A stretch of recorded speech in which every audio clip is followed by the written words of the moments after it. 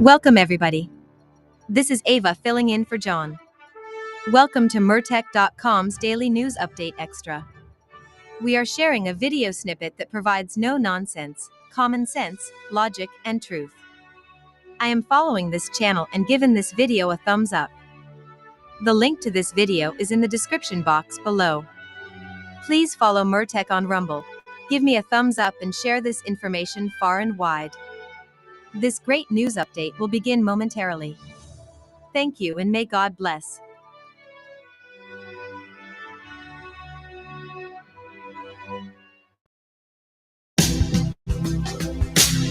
On Sunday afternoon, the office of former President Joe Biden releasing a statement, quote, "Last week, President Biden was seen for a new finding of a prostate nodule after experiencing increasing urinary symptoms. On Friday, he was diagnosed with prostate cancer, with metastasis to the bone. While this represents a more aggressive form of the disease, the cancer appears to be hormone sensitive, which allows for effective management. The president and his family are reviewing treatment options with his physicians." President Trump responding on Truth Social, quote, "Melania and I are saddened to hear about Joe Biden's recent medical diagnosis. We extend our warmest and best wishes to Jill and the family, and we wish Joe a fast and successful recovery." News of the diagnosis raising questions about whether it is possible for prostate cancer to metastasize into bone cancer so quickly. Some now asking whether it's possible that President Biden might have had cancer while in office, and if that were the case, many questioning how a White House physician would not have caught the symptoms in a prostate-specific antigen test. His last physical, February 28, 2024, with no mention of the PSA test or the results. The announcement comes as a new book on how the White House hid Mr. Biden's mental acuity problems hits shelves this week. No sooner had Mr. Biden's office made the announcement than former Obama advisor David Axelrod said on CNN that conversations about Mr. Biden's mental state, quote, "should be more muted and set aside for now as he's struggling through this." To be clear, the Megyn Kelly Show and AM Update disagree. We wish Mr. Biden all the best with his recovery, and we also plan to dig deep into these issues, including what role not only the White House, but the press had in covering them up when the authors of the new book, Original Sin, appear on the Megyn Kelly Show this Tuesday. On Saturday, Axios releasing the long-awaited audio recordings of Special Counsel Robert Hur's interview with President Biden. The tapes capturing President Biden's responses during Mr. Hur's investigation into his handling of classified documents. The probe centering on documents from Mr. Biden's time as vice president and as senator that were discovered at his home and former office. The 5-hour interview conducted on October 8th and 9th, 2023, became a key factor in Hur's decision not to pursue criminal charges, citing concerns that a jury might perceive President Biden as, quote, "a sympathetic, well-meaning elderly man with a poor memory." Throughout the interview, President Biden meandering, struggling to grasp words. The president also frequently veering off topic, sharing personal anecdotes seemingly unrelated to the prosecutor's questions. Mr. Biden asked if he ever brought classified material from the Naval Observatory or the West Wing, responding with a rambling 12-minute answer, including a story about a trip to Mongolia. They had a target big bales of hay 100 yards away, and these guerrillas were, taking shots. And I don't know if it's embarrassed me or to make a point, but I handed the bow and arrow. I'm not a bad archer. But the only problem they were if I could pull it back, so and pure luck, I hit the goddamn target.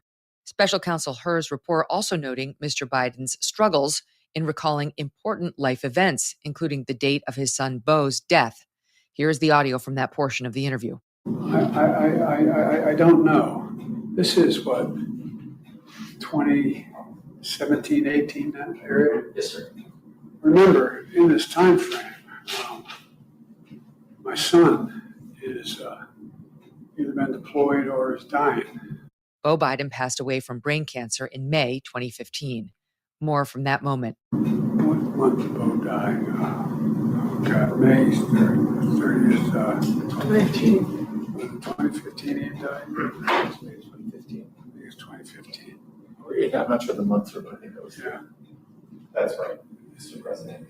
And what's happened in the meantime is that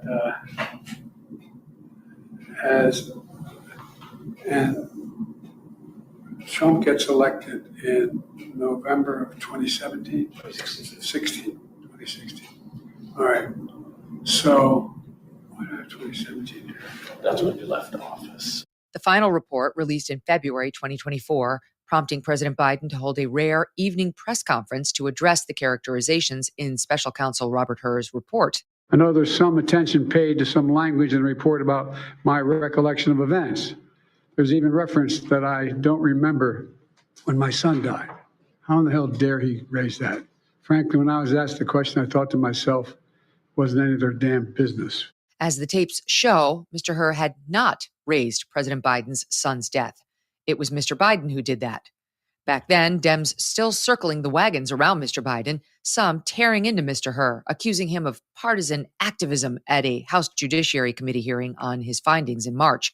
One moment here from then California Congressman Adam Schiff. You don't gratuitously do things to prejudice the subject of an investigation when you're declining to prosecute.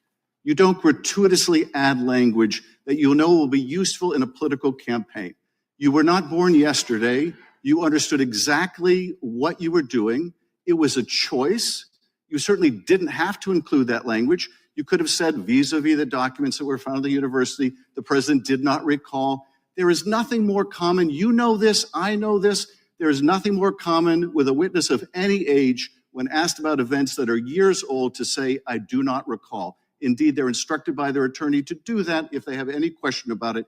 You understood that. You made a choice. That was a political choice. It was the wrong choice. Despite public polling showing increasing public concern surrounding Mr. Biden's cognitive abilities, Democrats and media members insisting in the months leading up to and the months following this report that President Biden was at his very best. A portion of that defense courtesy here of Grabian. Start your tape right now, because I'm about to tell you the truth. And F you if you can't handle the truth. This version of Biden is the best Biden ever. He is sharp, intensely probing, and detail-oriented and focused. Ageism is an issue. Americans have a rich history of holding people's physical characteristics against them. He's older. That doesn't mean that he is unfit, and there's a lot of ageism there. The flip side of this coin is that he has a tremendous amount of wisdom and experience. Have you heard any concerns from anyone who has met with President Biden about him seeming a little slower? No. More wild speculation from a bunch of people who have probably never been in a room with Joe Biden and certainly don't have medical degrees that I'm aware of. The tapes obtained by Axios in conjunction with a new book co-authored by Axios reporter Alex Thompson and CNN Jake Tapper. Those are the authors of that book, Original Sin. On Saturday evening, a sailing ship belonging to the Mexican Navy smashing into the Brooklyn Bridge in a deadly, horrifying accident. The Cuauhtémoc, a tall ship, the kind you might think of as a classic sailing vessel on a global goodwill tour carrying 277 people when it suffered a mechanical failure and reportedly began drifting backward. The ship's 3 towering masts striking the bridge one by one. 2 crew members were killed, more than 20 others injured. The New York Times reporting 11 are in critical condition. Despite the impact, the heavily trafficked Brooklyn Bridge did not sustain any substantial structural damage, which is a miracle if you look at this crash. New York City Mayor Eric Adams delivering remarks from the scene. The police commissioner and her team immediately responded with FDNY Commissioner Tucker to have a coordinated effort. And we want to thank the Coast Guard and their effort as well. So the coordination was extremely important, and it was executed to the best of our ability to minimize any loss of life. Dramatic video captured by bystanders from every angle showing sailors who had been perched on the rigging dangling from the masts. One witness telling the New York Post a crew member was seen dangling for at least 15 minutes before being rescued. The ship is now docked at a nearby pier in New York Harbor as investigations into the cause of the accident continue. Coming up, the FBI announces a suspect in the deadly car bombing outside of a California fertility clinic. And the first American-born pope is officially inaugurated. Tax day may have passed, but for millions of Americans, the real trouble is just beginning. If you missed the April 15th deadline or still owe back taxes, the IRS is ramping up enforcement, and every day you wait might make things worse. With over 5,000 new tax liens filed daily and tools like property seizures, bank levies, and wage garnishments, you don't want to mess around, okay? The good news is there's still time for Tax Network USA to help. Self-employed or a business owner, even if your books are a mess, they've got it covered. Tax Network USA specializes in cleaning up financial chaos and getting you back on track fast. Even after the deadline, it's not too late to regain control. Your consultation is completely free, and acting now could stop penalties, threatening letters, and surprise levies before they escalate. Call 1-800-958-1000 or visit tnusa.com/Megyn. You may have missed April 15th, but you haven't run out of options. Let Tax Network USA help before the IRS makes the next move. The FBI investigating a deadly car explosion at a fertility clinic in Palm Springs, California, as an intentional act of terrorism. At 10:52 a.m. Saturday, a massive blast rocking the area, damaging buildings several blocks away. The suspect was killed and 4 were injured in the blast. Investigators recovering 2 rifles and ammo from the scene. The suspect, identified by authorities as 25-year-old Guy Edward Bartkus, a resident of 29 Palms, about an hour drive away from the scene of the explosion. According to the Associated Press, the suspect was planning to record or stream the attack. The LA Times, reporting on a website containing no names but, quote, appearing connected to the bombing, laying out the case for, quote, a war against pro-lifers. The site includes a section of the website directing users to view the recorded stream of an IVF clinic bombing, though there is no file connected to the prompt.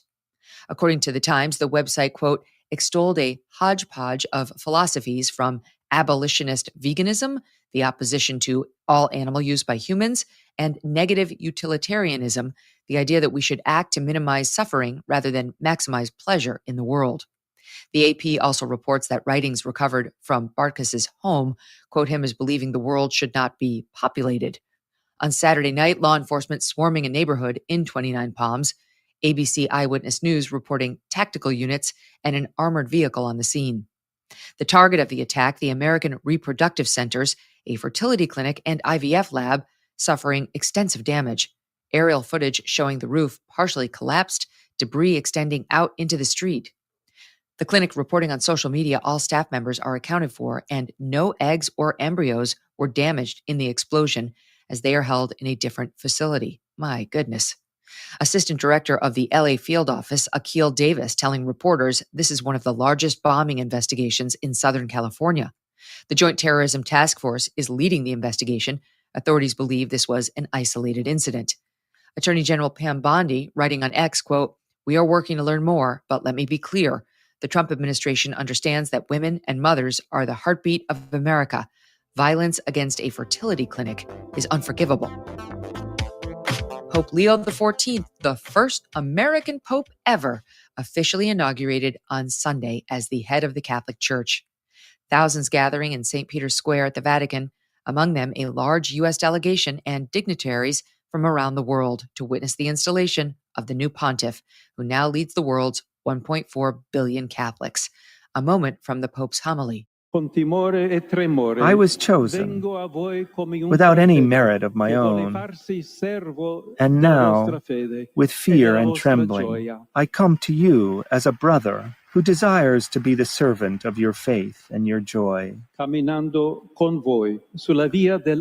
with you on the path of God's love, for He wants us all to be united in one family.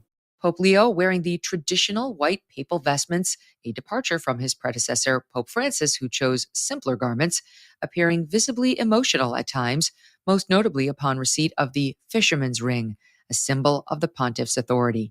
The large gold ring, a reference to St. Peter, the first pope, who was a fisherman by trade. According to Scripture, Jesus called to him, saying, I will make you a fisher of men. Pope Leo XIV greeting dozens of dignitaries after the Mass, including Vice President J.D. Vance and Secretary of State Marco Rubio. Ahead of the visit, Secretary Rubio asked about perceived criticism from the Vatican regarding the Trump administration's immigration policies. Here he is responding.